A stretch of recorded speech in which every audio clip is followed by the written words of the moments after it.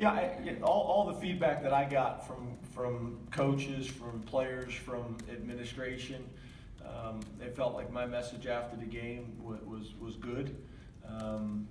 Looking at the guys' body language and things like that, it seemed like it was received well.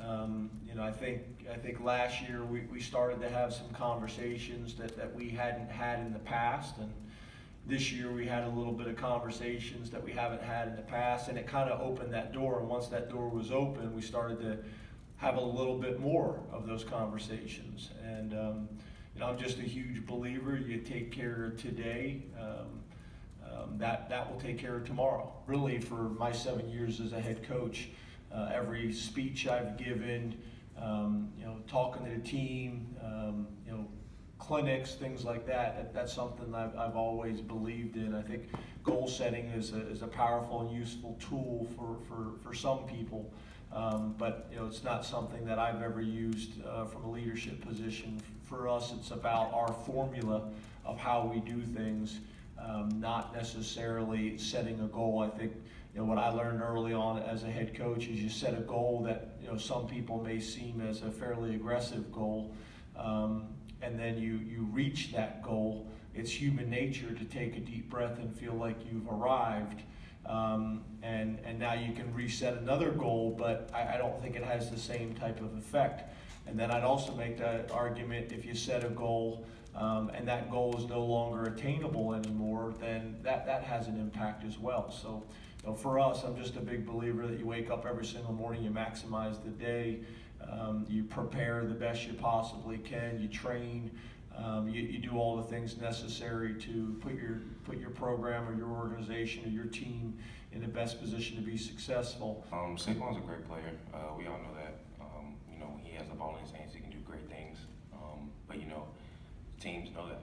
Everybody knows that. Everybody in the country knows that. So they're gonna set out to stop him.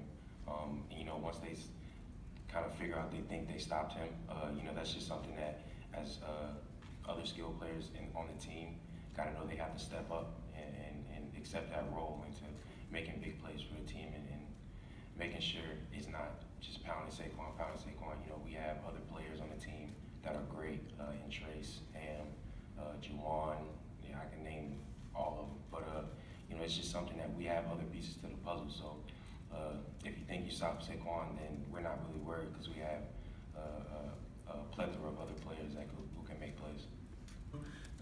Get on to our opponent this week in Rutgers, and Coach Ash, who's doing a nice job. Obviously they're coming to our place. Going to be some challenges with that, with it balancing homecoming, Military Appreciation Day, which is always a great opportunity for us to make sure that the people that serve our country know how much we appreciate them, and Penn State does an unbelievable job with that. Obviously offensively they're pro-style offense that mixes some spread concepts and RPO concepts in there a little bit. Got a lot of respect for Jerry Kill. Matt Limegrover and Jerry were together for 17 years. Got a lot of respect for him. Defensively, they've moved to an odd front defense, which is different. We don't see that very often. It changes how you have to game plan. It changes your blocking schemes in the running game. It changes your blocking schemes in the passing game from a protection standpoint. And then on special teams, Janarian Grant is always an issue and always a concern. So we need to be ready for that. It's a challenge every week, to try to face a defense like them. They're physical, they're a big group, and, they're coming off a few games where they've won, obviously. They're coming off a hot streak. So I think, it's always going to be tough, and they're going to come in and try to knock us off, and, they're going to come in with a lot of momentum. So we just have to be prepared for it.